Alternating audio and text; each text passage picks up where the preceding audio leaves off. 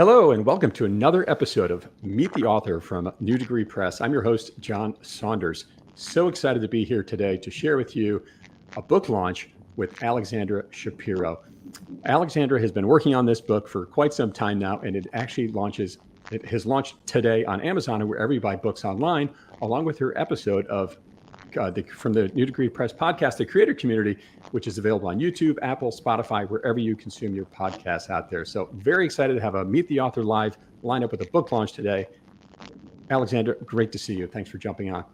It's great to see you, John. Thanks so much for having me on the show.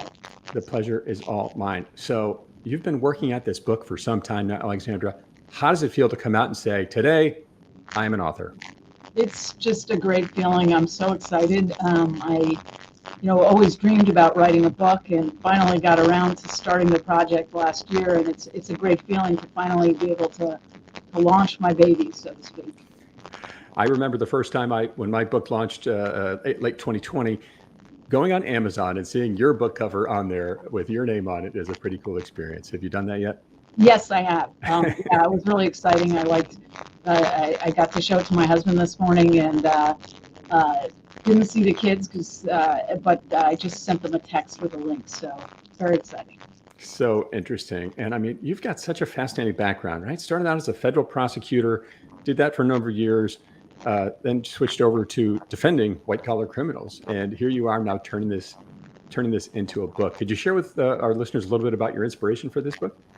Yeah, so I've had a number of cases over the years where I felt that there was some injustice, and one particular case affected me very deeply that I handled in the last few years, and I originally thought about writing a book about that case, but ended up deciding instead to do a work of fiction because I thought it would be easier to present a simpler story, and also I'd always wanted to try my hand at fiction, but the idea behind the book was to call attention to how it really feels to be the target of a federal investigation, what can go wrong in our criminal justice system, but all in the context of an entertaining, I hope, story that has a little suspense to it and some drama and interesting characters.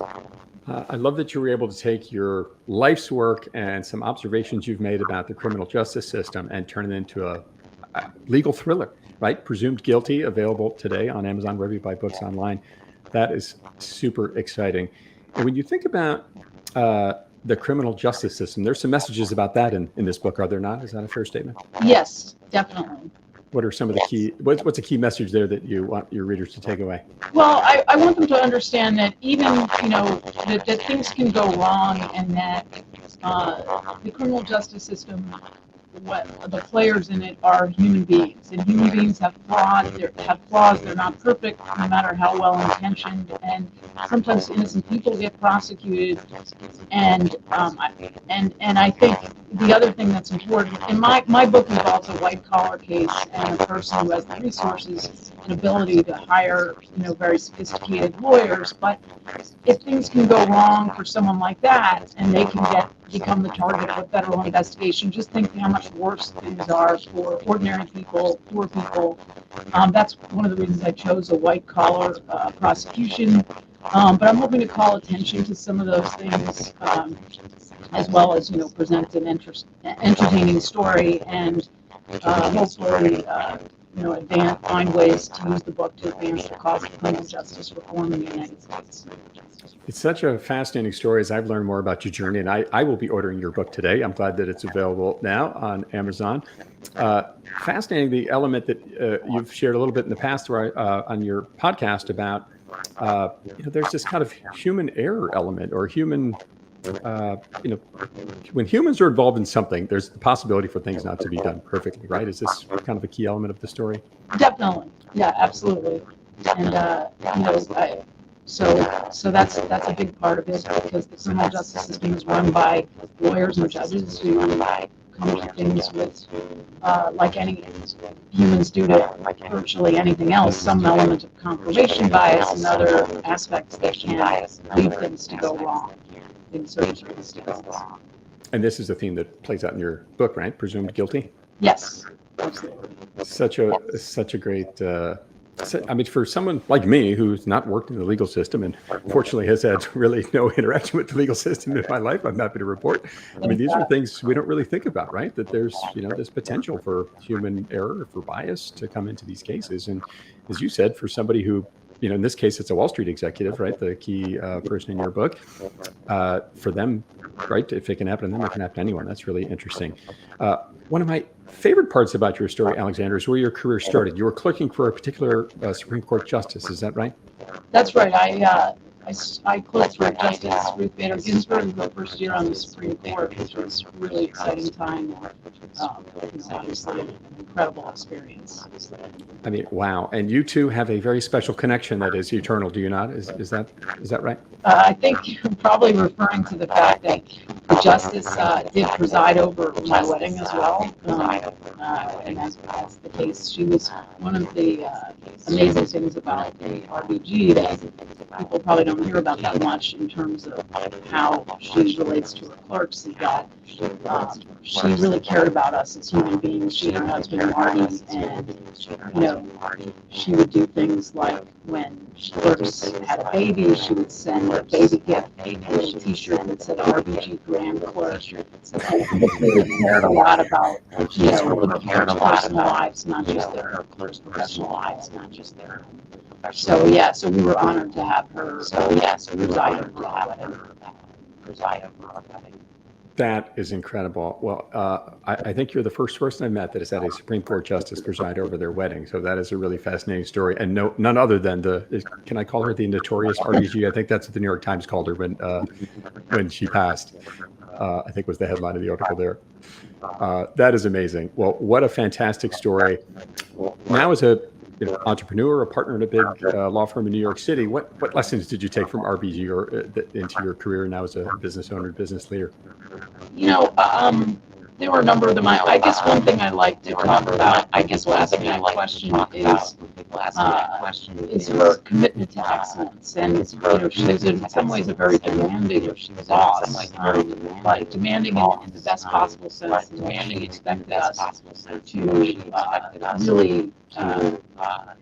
use the best possible analysis and work product and be the best lawyers that we could be. And I really appreciated that and try to devote those lessons to my own law practice and my own law practice and impart them to my associates and other colleagues as well.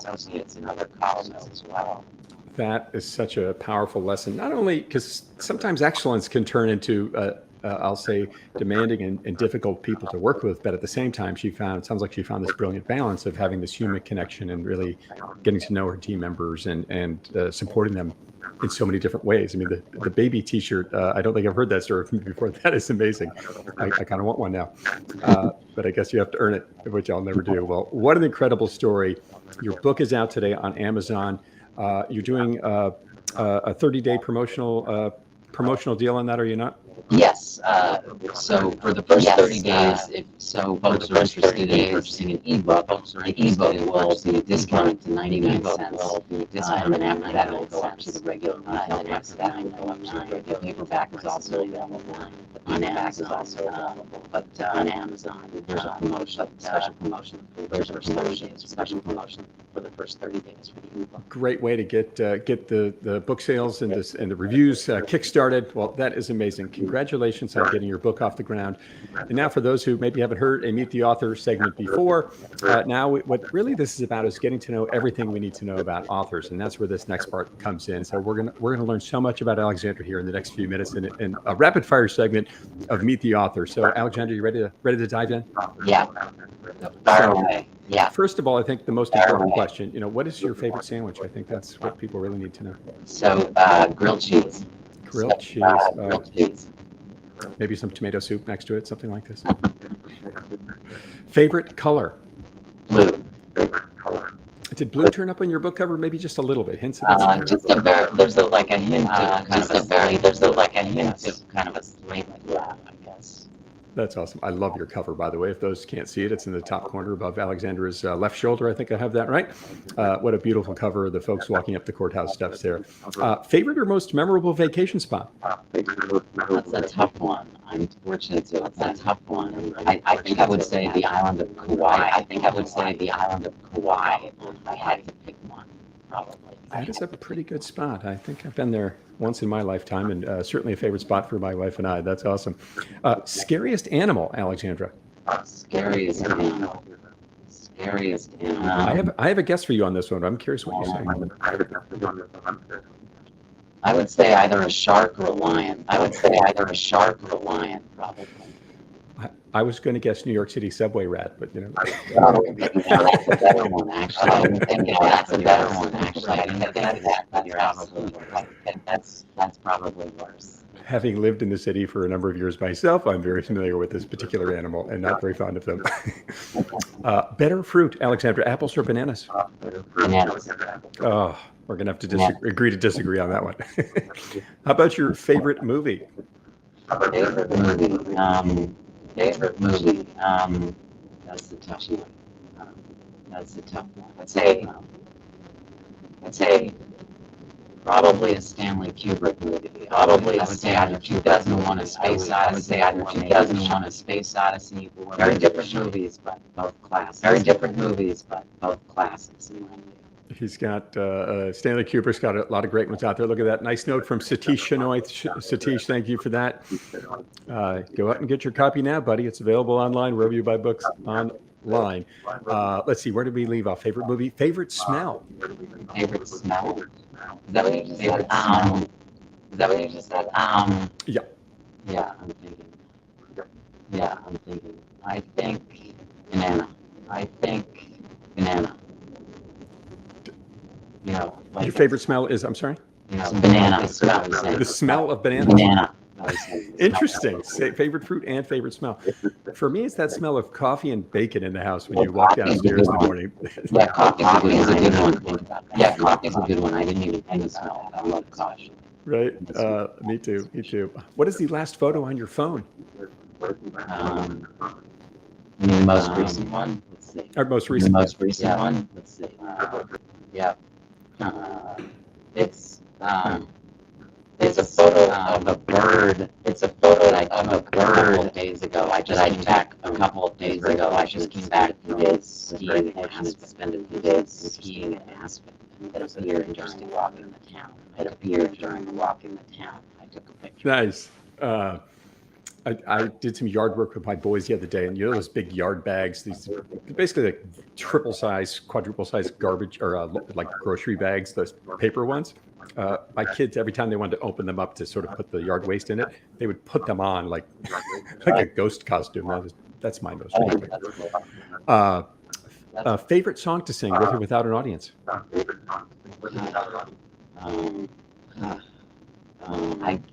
don't know. I definitely don't sing for audiences. My voice is terrible. So gave you some optionality there. Yeah. I can at least say that my favorite form. I can at least say that my favorite form of music is classic rock or grunge. Those are my two favorite forms. Fair enough. What is one thing in 2022, Alexandra, that you really need to throw out? To throw out? You mean get rid of? To throw out? To get rid of? Oh, just like a goal or something. Just like a goal or something. For me, it's the stack of papers that piles up. I get these that start to pile up extensively over time. Yeah, I would probably say the same thing as you. Yeah, I would probably say the same thing as you can see. There's in my office. There's so much garbage. Remember there. So much paper. I would agree with that.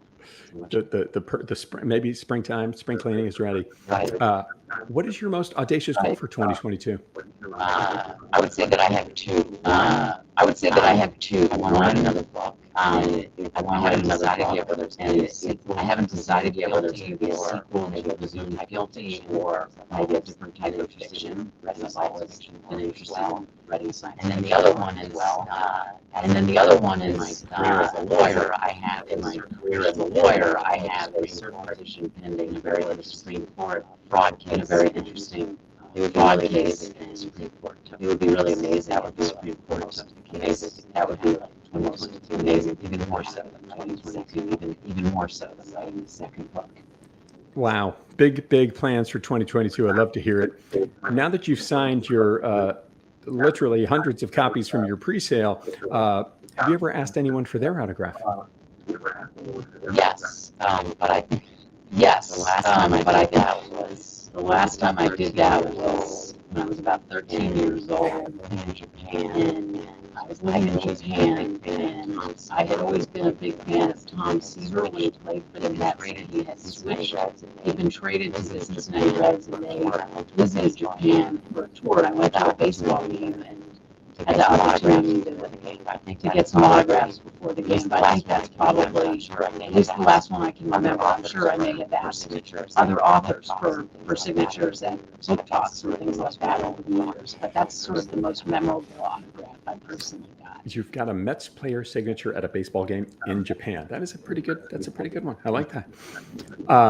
A few questions about the book, and and the book journey. We'll wrap this up. And Alexandra's book, Presumed Guilty, available today anywhere you buy books online. And her new podcast, From the Creator Community, premiered this morning on YouTube, Apple, Spotify, wherever you get podcasts. So, favorite praise quote for your book, Alexandra? Sorry, I didn't hear you. The favorite praise quote for your book? I don't have it in front of me. Can I go get a copy?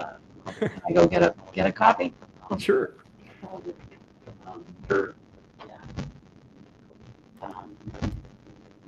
Somebody to choose from. Alexandra Shapiro has written an extraordinary book that takes us into the sad world of white-collar criminal prosecution while introducing us to characters we both loathe and love. Her exquisite pacing made it impossible for me to put the book down until the story was fully told. And that's from Mr Ackerman, the co-chair of the International Advisory Council for the United States Institute of Peace. Awesome. That is awesome. How did it feel to get that quote from Mr. Ackerman? It's great. It's great because when I wrote the book, obviously working with my editors and others, I got positive feedback, but I still don't know what the world at large and what readers will think, and so it's just really gratifying to know that at least one or two readers who have read the book in an early iteration have really enjoyed it. So as a new author, and particularly fiction is new to me, so it's just I hope people really enjoy the book, enjoy the story, and find it to be a good read. From what I know about it so far from your interview, I'm extremely excited about it. And as I said, can't wait to get my copy. I'll order it later today. As you went through the author journey, Alexandra, what was the most unique, memorable moment for you as you went through that?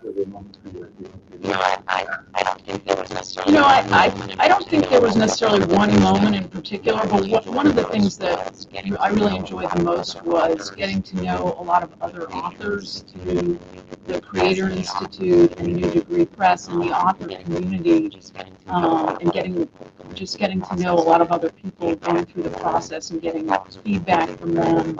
That was a really incredible part of this to meet this whole group of people, and feeling like it was a collaborative process, even though most of the time was spent on my own at my computer writing.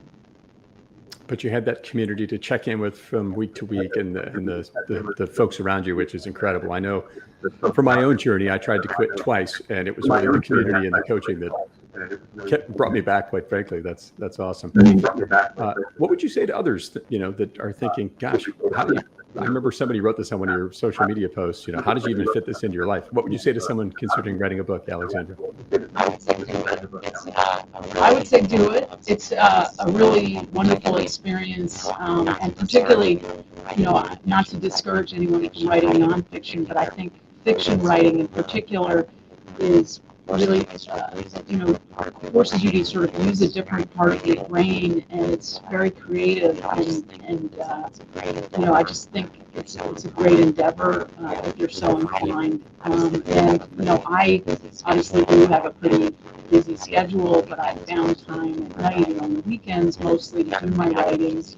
And it's the other thing I would just encourage people is, it's great to work with an editor and have someone who holds you accountable, and you feel like you've got to produce content every week for the person to review, and you get great feedback along the way, and it really helps you to feel like you can do this, So I definitely encourage people to, if they've got something to say or have a story to tell or want to try their hand at fiction, to do it. Yeah. Yeah, because your book started out as original intention was nonfiction, right? That's right. Yeah. And the first person who suggested I think about fiction was Eric Custer, who's the professor who runs the Creator Institute.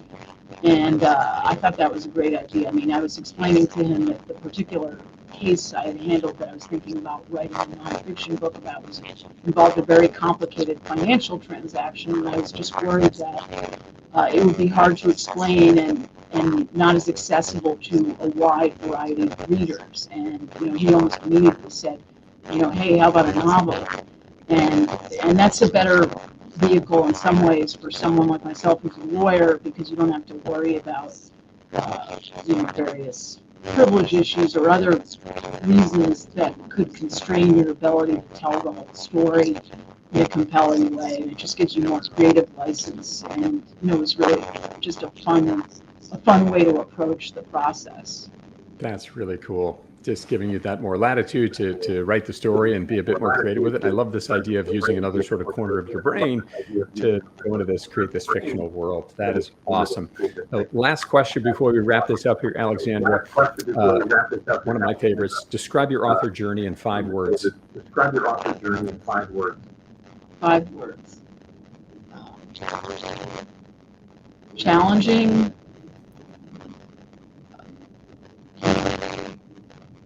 Community. Let's see.